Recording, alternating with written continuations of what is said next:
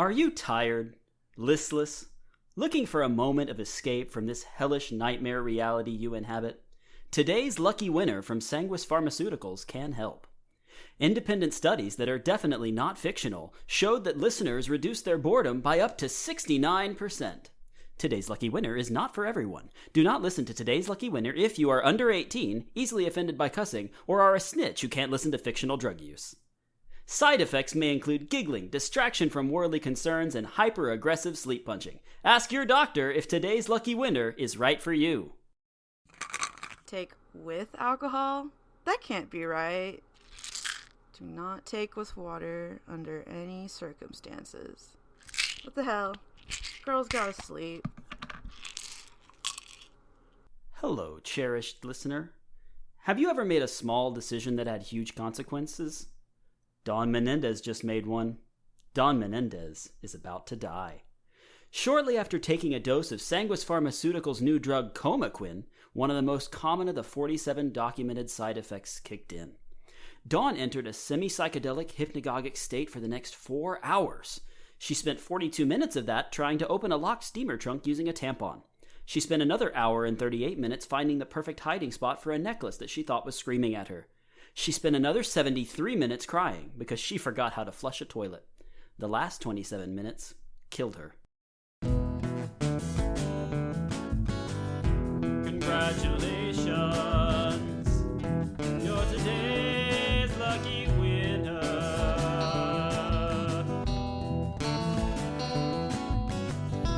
Flights of angels sing you to your reward.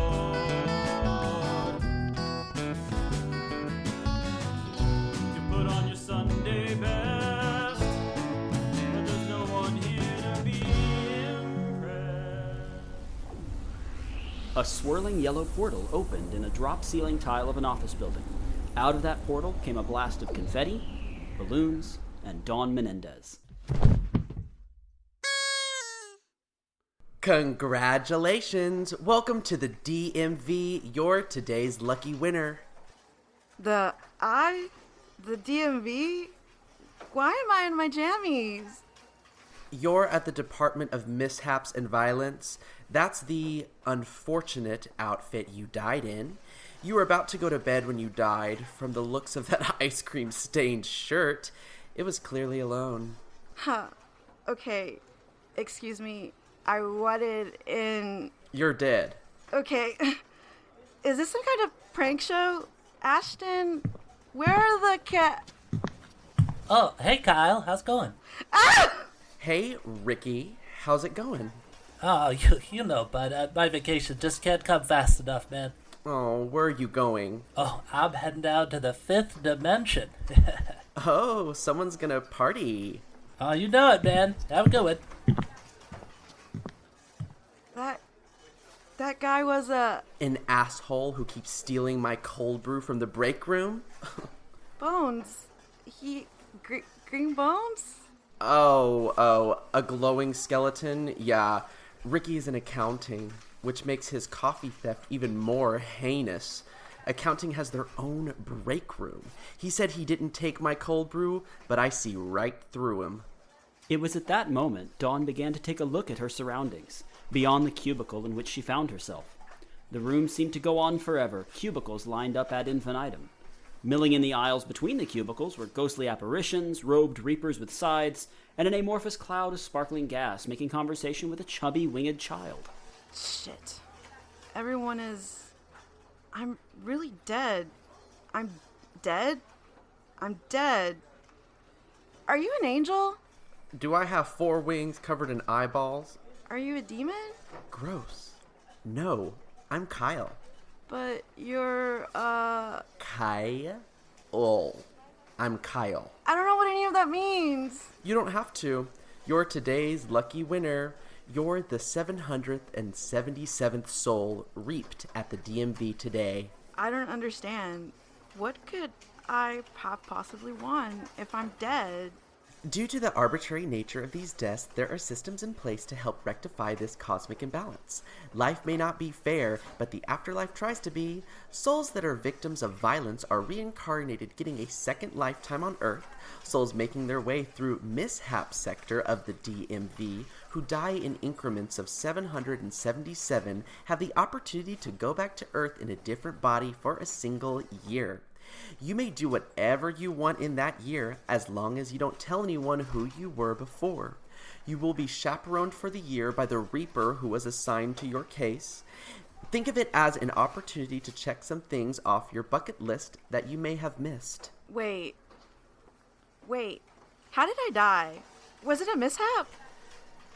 Let me pull up your case here. Yours was a mishap. You took your new sleeping pill and you started sleepwalking. You did some stuff for a few hours. You got your curling iron out, but you were directly under your smoke detector. I don't like where this is going. Your hair started smoking, which set off the smoke alarm.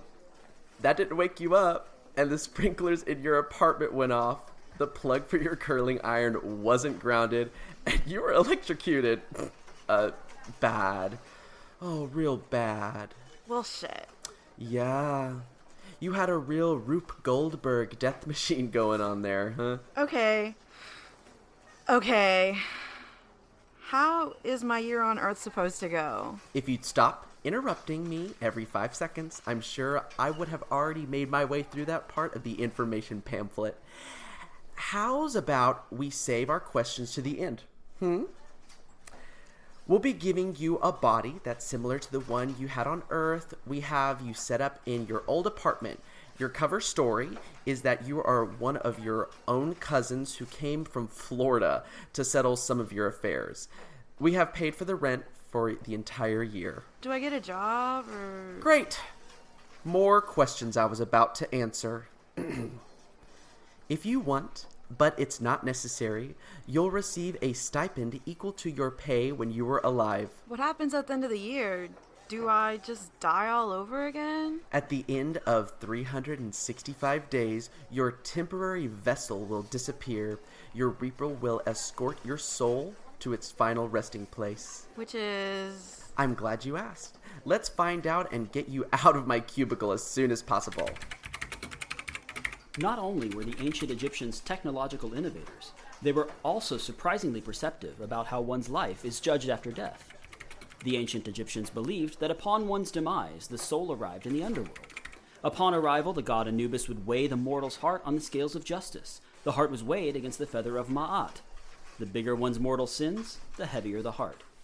Most of their assumptions were correct, except the mythical underworld of Duat is actually a cubicle-littered office space, and the heart is weighed by a guy named Kyle, not Anubis. With a small flash of light, a large gold scale appeared on Kyle's desk. Excellent. The scales of justice are here. We are going to weigh your actions on Earth as well as any downstream effects they may have had for good or bad against the feather of Ma'at. Ma'at? Isn't that like the Egyptian goddess? Ma'at, like the head of our R&D department. She invented the feather.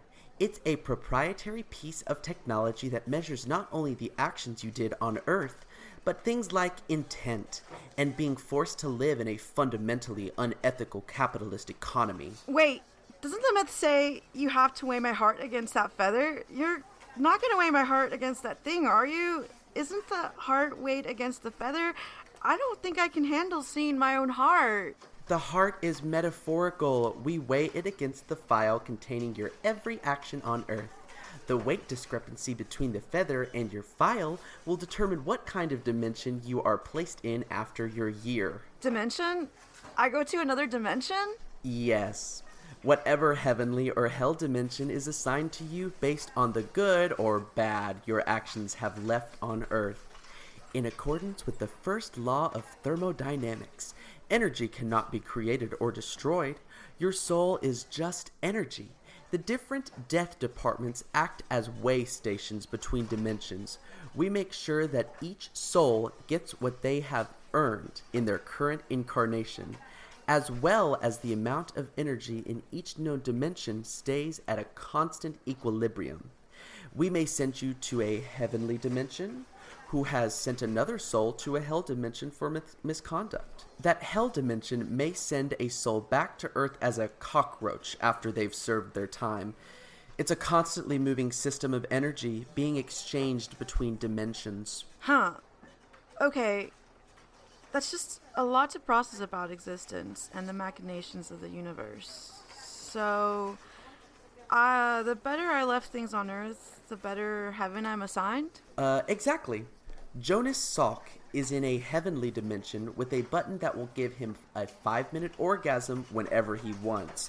A library with every great work that ever was and will be written, and calorie-free chocolate.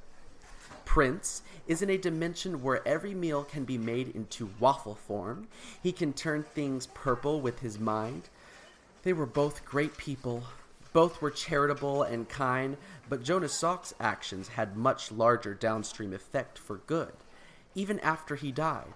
That granted him one of the highest rated heavenly dimensions. Obviously I'm no prince, but I probably get a decent heaven, right? I never intentionally hurt anyone, and I took care of my sick mom. Shit! Here we go. Now that your file is here, we can find out. Fingers crossed for a waffle dimension with Prince. Don't get your hopes up. You're boring as hell. And here's the feather of Ma'at. Time to weigh. Is it broken? What does that mean? Even is good, right? Your file has to be lighter than the feather. Even is bad. I've never seen even. The scale can't make a mistake. The feather is infallible. I don't know which of your actions weighed it down, but you'd warrant a base level hell dimension. Not just a very boring, regular dimension? Neutral? Like, eternally stuck in the Denver airport? That hardly seems fair. How? I didn't do anything? I'm as confused as you are. I don't see that you did anything that reads as overtly bad in here. What the fuck? What? Are you fucking kidding me? So I just get stuck on Earth for a year, knowing that I'll end up in hell? I mean, your actions during the year still count toward the afterlife. For the day's lucky winner, we have a policy of re-weighing their souls after their year back. We had some issues with past winners making some questionable decisions with their year back on Earth. You'd be surprised how many people manage to murder someone from their past life, even with a Reaper chaperone. Humans suppress homicidal urges an average of 4 times a week. Things could change if you play your cards right. Maybe your Reaper can help you. You could spend the year working on doing some altruistic deeds together. It's going to take some seriously hard work, but it's not a lost cause. Motherfucker. Oh, that slimy little turd. Ugh. Absolute shit whistle, you did it. Again? Okay, you've been rude this whole time, but I draw the line at name calling. Sorry. It's not you. I just saw which Reaper took your soul. She's difficult. She's sneaky. She's not going to help you do good deeds. After a year with her, you may find yourself in an even worse hell than you got yourself into.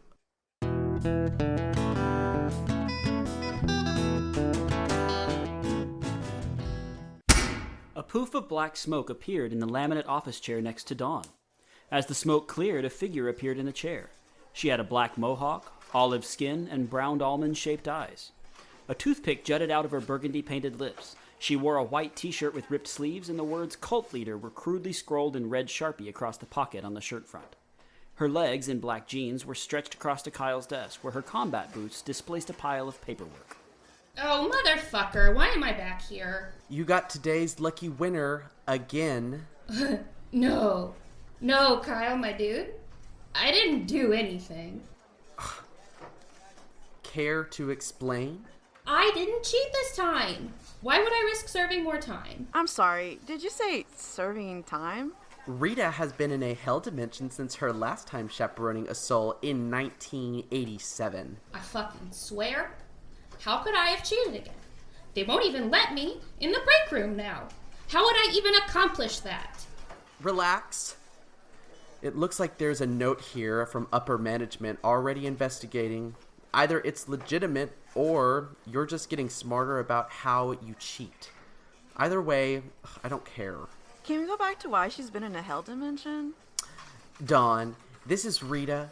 Rita enjoys chaperoning on Earth so much. She has cheated her way into reaping the lucky winner 47 times. 46. It's only 46. That time in 1912 was legit.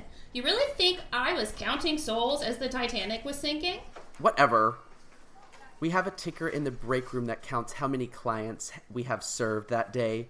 Rita would watch the ticker and swoop in on souls as they reached increments of 777. You really make that sound easier than it was. My timing had to be impeccable. That doesn't sound so bad. Why did they send you to a hell dimension? I may have skipped out on reaping a few souls while I was watching the ticker. Like I said, it's not as easy as he's making it sound. 387. You skipped on 387. What? In the grand scheme of things, it's not that many. 66 of those became violent poltergeists because we couldn't get them in And time. I went back and fixed those. Why did you try to chaperone so much? Why would you want to be stuck on Earth? Do you know how exhausting it is to be a non-corporeal entity who experiences all time simultaneously? I need a fucking break. We don't get regular vacations. I've been doing this since I was created in the Cretaceous Paleogene extinction. That's 66 million years of work. If the Reapers would unionize, maybe I wouldn't have to cheat my way into time off. Regardless of motives, Rita served her suspension in a hell dimension, and she's back at work. She's been rehabilitated. Okay, what's your job as my chaperone? I'm supposed to make sure you don't contact anyone from your previous life. And there are also some supernatural creatures who would love to get their hands on your temporary human vessel. Apparently they can be used to make some pretty juicy dark magic. I'm supposed to keep you out of harm's way. Rita will be tethered to your soul for the duration of the year. She will have to stay within 100 yards of you at all times. Please don't make me stay in that depressing apartment you died in for the entire year. It's not that bad. Your nightstand is a cardboard box, and all of your clothes live on a chair in your room. Fair. You will be returned to Earth exactly 3 days after your death. Rita, remember that you will have a physical form. You will be impervious to everything but magic, so don't interact with supernatural beings. Kyle procured a large rubber stamp from his desk drawer. He narrowed his eyes as he leafed through Dawn's DMV file. There was a spark of recognition as he reached the page he needed. He looked up from the file at Dawn. All right. As soon as I stamp this page, your year begins. Remember, you can't tell anyone from your previous life who you are. You didn't seem to have much of a social life before, so... Hey, rude. So, that shouldn't be much of a problem. Listen, I don't usually give people advice, but I'm going to do it now. There's a very high likelihood that you'll get shipped into a hell dimension when this year is up. I don't know which of your actions tipped your scale that direction. Your file looks painfully boring. You should probably spend this year racking up some really good deeds. Go for quality and quantity. Make sure you don't do anything to someone else that may lower your score. No offense, but I don't think you could handle any of the hell dimensions. Not even the white-collar ones where we send embezzlers and pyramid scheme creators. What am I supposed to do? Give someone a kidney? Wouldn't hurt. You need some hardcore altruism to undo whatever tipped your scale. Getting into heaven isn't as hard as people on Earth seem to think it is. You have to seriously fuck someone over to get sent to hell. There's a hell dimension where they just stuff you full of kidneys. Nobody wants that. You don't even want to know how they get them in there. And Rita, you better not mess around. You understand me? I'm not entirely certain you didn't cheat your way into another 777th soul again.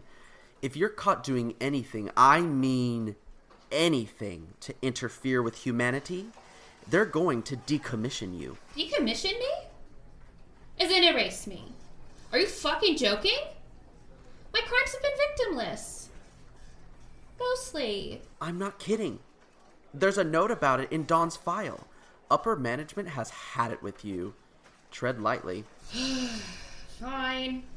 Seriously doubt this dork is going to get me into trouble anyway. Right? Oh, have fun watching her play RPGs online for 12 months and testing the body's upper limits on energy drink consumption.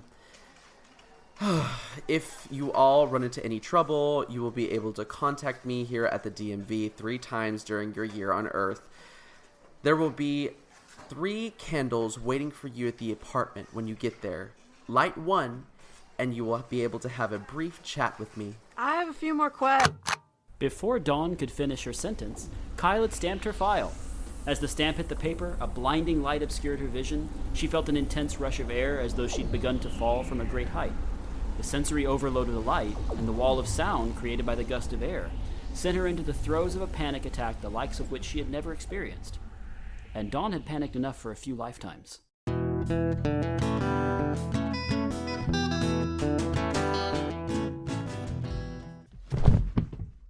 Dude, you okay? You don't look so great.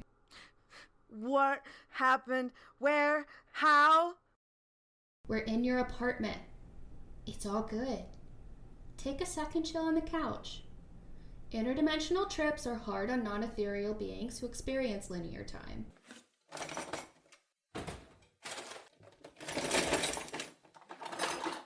You got any weed? A year isn't that long, and I plan on being stoned to the... excuse me, but what the fuck am I looking at? It looks like a Circuit City exploded. Ooh, what's this little guy? That's my... It's a streaming service skeleton key. I built it to attach to streaming devices. It creates fake email and credit card information so I can use any streaming services free trials indefinitely. Wow! What's good, little Miss Anonymous? Didn't realize I was spending a year with Miss Robot. Hack the planet, sis! Now about that weed. I haven't smoked since college. Ugh, I was afraid you'd say that. One sec. Rita? Guy in 202 is a weed man. I don't think he'll be missing this. Did you just steal a bag of weed from my neighbor? Unless he's just really into oregano. Yes. I stole a bag of...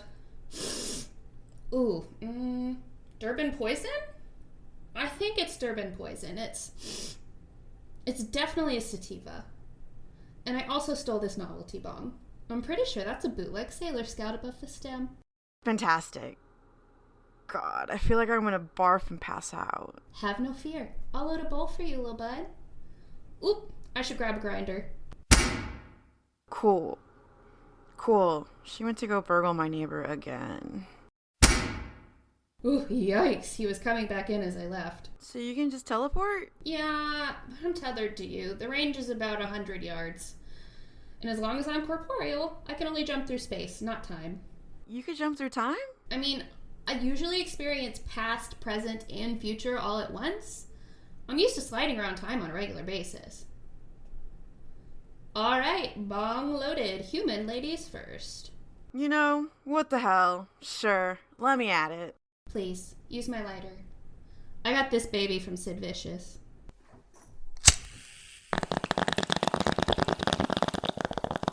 Clear it, nerd! You gotta cough to get off, little buddy. Also, I don't think this dude has changed his bong water in a while. I feel a little better already. I should have done this more when I was alive. Well, you're alive now. You might as well make the best of it. Yeah, and in 365 days, barring some hugely altruistic behavior, I'll be going to a hell dimension for eternity. Can you take 5 minutes not to think about the worst case scenario? Historically, no. You're going to take the evening off from worrying. Why don't we plug in your little TV skeleton man and we watch some shitty TV? My streaming skeleton key? Yeah, I'm pretty sure that's what I said. Plug in the doodad, let's get stony baloney, and we'll come at your whole, I'm gonna get stuffed full of kidneys in hell dilemma in the morning. I guess one evening won't hurt. Atta girl. I'll be in the kitchen making a garbage person snack. Huh. Is there anywhere you like to order food from when you were alive? I'm good with food, but I don't think I can make anything with only seltzer water and an expired jar of sofrito. There are menus in the drawer by the microwave. You find them? There's a really good Thai place that delivers. Rita? You find them? You okay? Okay, first of all, don't freak out. Only magical stuff can kill me. Saying don't freak out is probably the worst thing you could say if you don't want me to freak out. I found the pills that you took before you died. Yeah? I took them. All of them. Why would you do that? Listen, you're about to thank me. Why would I thank you for taking sleeping pills? Because they're not sleeping pills. I don't quite understand my fast Reaper metabolism, but they've already kicked in a little. What are they then? Molly and acid and fentanyl? It's a fucking cocktail. I think you were murdered. Hey, we prove it, and bingo bango, you get reincarnated. Clean slate, no hell dimension. Seriously? That's great. Grab the evidence and we'll call Kyle. Oh no. Oh no, what? I said I took all of them. There should have been 28 left. Yeah, I took all of them. All of the evidence is in my tum-tum.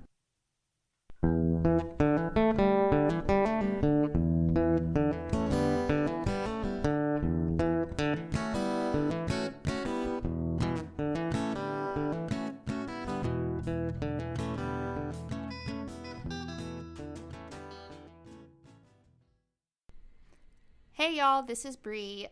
Thanks for giving our first episode a listen. We have episode 2 recorded, and that should be headed to your ear holes pretty soon. In the meantime, you can connect with us and get updates on our Twitter and Instagram at Lucky Winner Show. That's for both platforms. And you can check out the episode details for more info about the cast and their personal social media handles. Finally, we're just a little baby podcast, and we don't pay for advertising. So if you like what you've heard and you want to support us, share it with your friends. You can use the hashtag Lucky Winner Show in your shared posts on social media so we can say thanks and you can connect with us and other listeners can find what you're talking about. You can also leave us a nice review on iTunes, and that helps us get seen more in the search algorithms so more people can find us and we can get more listeners. Again, thank you so much for letting us have a little time out of your day. And until next time, try not to die.